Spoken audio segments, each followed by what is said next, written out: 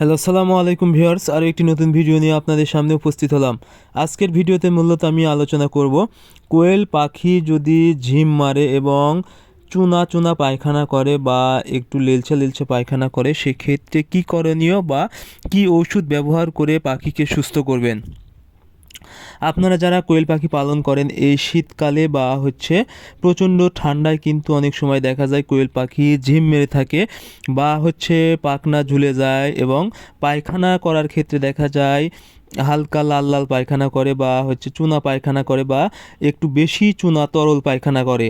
সেক্ষেত্রে আপনারা অবশ্যই দ্রুত চিকিৎসা করতে হবে, তাছাড়া কিন্তু আপনাদের পাখি মারা যাওয়ার সম্ভাবনা থাকবে এবং ডিমের প্রোডাকশান কমে যাবে এবং পাখির খাওয়ার রুচি কমে যাবে। কারণ এই সমস্যা হলে কিন্তু পাখি একদম খাবে না, এতে কিন্তু পাখির ডিমের প্রোডাকশান বা পার্সেন্টেজ কমে যাবে, এতে আপনারা আর্থিকভাবে ক্ষতিগ্রস্ত হয়ে যাবেন।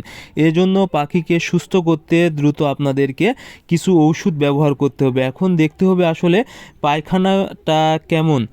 যদি চুনা পায়খানা করে বা সাদা লেলচে লেলচে ভাব থাকে, একটু বেশি তরল হয় সেক্ষেত্রে, এবং যদি কিছু লাল রক্তের মতো পায়খানা করে, সেক্ষেত্রে বুঝতে হবে আপনার পাখির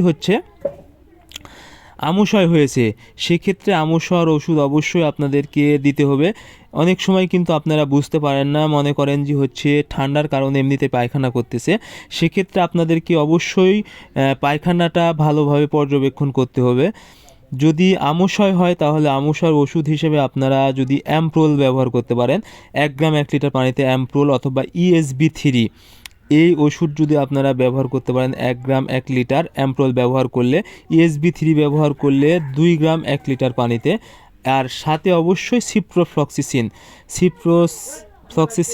1 মিলি 1 লিটার পানিতে আপনারা যে কোনো কোম্পানির ব্যবহার করতে পারেন। এই দুইটা মিক্সার করে, অর্থাৎ সিপ্রোফ্লক্সের সাথে ESB3 দিবেন অথবা অ্যাম্প্রোল দিবেন, যে কোনো একটা দিলেই হবে, কিন্তু সিপ্রোফ্লক্সটা রাখবেন। এই দুইটা ওষুধ যদি আপনারা 3 দিন ব্যবহার করেন, আশা করি আপনাদের কোয়েল পাখির আমশা অর্থাৎ এই চুনা চুনা পায়খানা বা লাল পায়খানা একদম ঠিক হয়ে যাবে এবং পাখি সুস্থ হয়ে যাবে।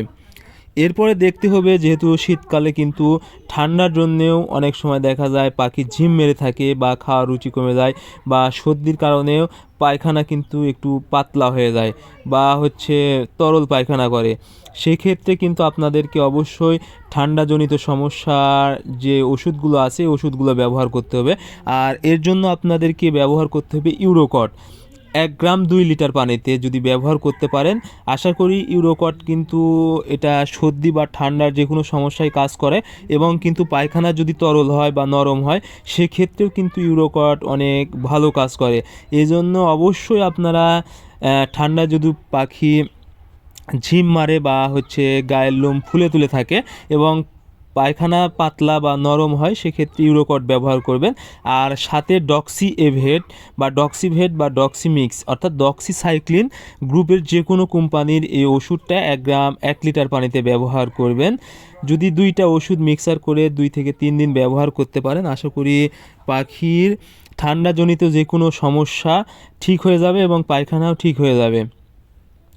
এই জন্য যদি আপনাদের মনে হয় যে পাখি ঝিম মেরেছে এবং পায়খানার সমস্যা, সেক্ষেত্রে অবশ্যই পায়খানাটা ভালোভাবে পর্যবেক্ষণ করে আমশা হলে আমশার ওষুধ দেবেন এবং যদি ঠান্ডাজনিত সমস্যা হয় তাহলে ঠান্ডার ওষুধ দেবেন।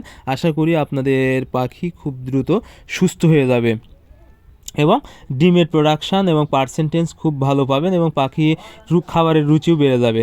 সো অবশ্যই এই ওষুধগুলো ব্যবহার করবেন অতিরিক্ত ঠান্ডায়। আজকের ভিডিও এ পর্যন্তই। আপনারা আমাদের পরবর্তী ভিডিও পেতে অবশ্যই আমাদের চ্যানেলটি সাবস্ক্রাইব করবেন। ধন্যবাদ সবাইকে। আল্লাহ হাফেজ।